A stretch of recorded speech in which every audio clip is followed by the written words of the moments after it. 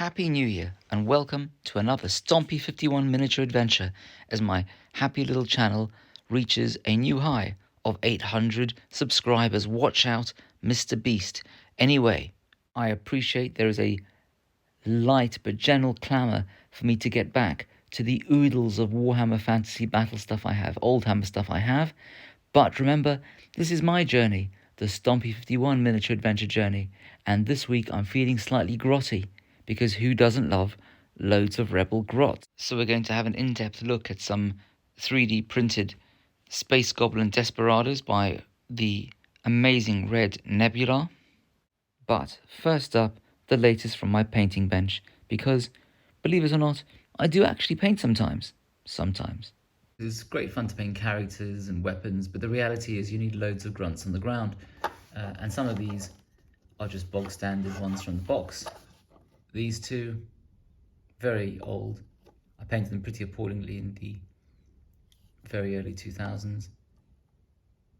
And so I just spruced them up a little bit of weathering, ripped off the heads of a couple, and put on some third-party heads that I just had floating around from some kind of Blood Bowl Kickstarter.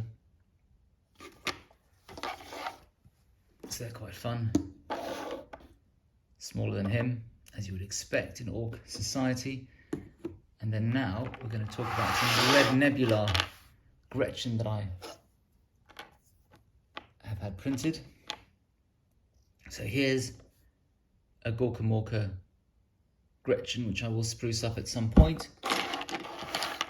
And then there's Red Nebula, who's a fantastic sculptor. And they really know what they're doing. Really bring out an old school feel. I probably should have had them printed slightly smaller, but I think they're still broadly in keeping with the scale of the older Gretchen. I mean, I don't have too many older Gretchen. Just to give you a sense, you know, we're not a million miles off, but we are slightly bigger. But, you know, arguably, the bigger ones in their society are the ones who go out to battle, and the little runtier ones are the ones who stay back and shoot big guns. That makes him look much, much bigger. He's not much, much bigger. Or is he? He is much, much bigger, isn't he? Yeah, he is. But, you know, that could be solved by printing them at, I don't know, 5%, 10% smaller, probably 5%. But the thing is, a way to think about it is they're going to be out up front with the orcs. And, you know, how much smaller than that do you really want them to be? I suppose this makes them more kind of dwarf size than little runt size. But if you look at the weapons, you know, a shotgun wouldn't be much smaller than that. But actually, looking at it, I think that the Red Nebula sculpts are scaled against an even older Oldhammer type of Gretchen. This is a Kev Adams miniature, well, it must be, and it's so much fun, so much character. I'm going to have to agree in each game, though, with my opponent, especially in Dead Zone, where, you know, it's basically line of sight to the shoulders and head, that, you know, just because you can see the tip of this Muppet waving his gun around like some kind of crazed mercenary with a drug-addled brain, that doesn't mean you can shoot him.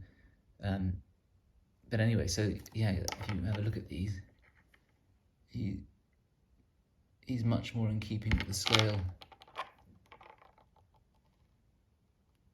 of these gorgeous JC sculpts, Red Nebula sculpts.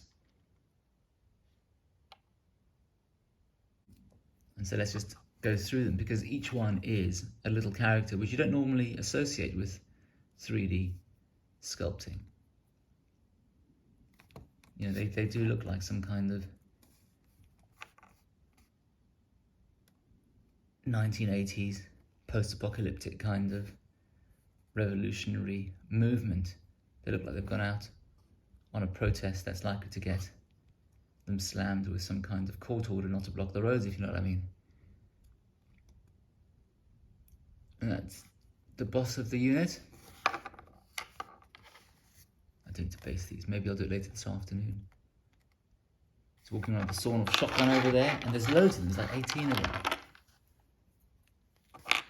So you could just print a gazillion of them, and they would all broadly look different as they come charging into the enemy. Albeit, I think in all the game systems, they are basically just a roadblock. And I think I would use them in Xenos Rampant, because there's no obvious role for them in Dead Zone.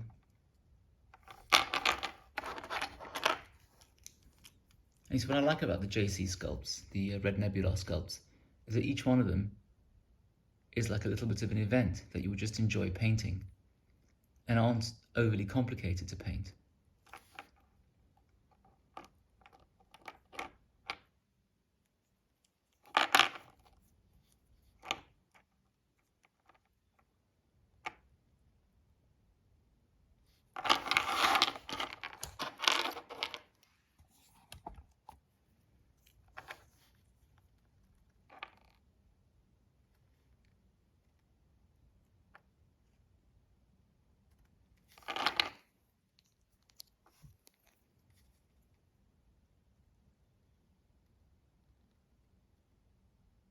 Oh, I love the chain going through the skull there. With a little, what will be a little red bandana, although I suppose you want to keep the red flag flying high. Maybe someone's knickers he's just tied on there just to look menacing. So, you know, you could go absolutely wild. So those of you who just dream of having the giant grot revolution, well, you can. And of course you can use these for Necromunda, not what's it called, Gorkamorka. And I'm sure Red Nebula has threatened to make more vehicles for them. I think they have. I think they have made some vehicles for Gorkamorka, for the Gretchen, and indeed for the Digonobs. There's your Space Goblin Desperado Sand Raft. And your Digonob vehicle. And before we get into knobs any further, I think we call it there. Thank you very much, as usual, for watching to the end. Please do like, comment, subscribe, and share so that people can find out more about my channel and I can hit 1,000 subscribers and give Mr. Beast a run for his money. There's loads more to come, so keep well, keep safe, and see you soon.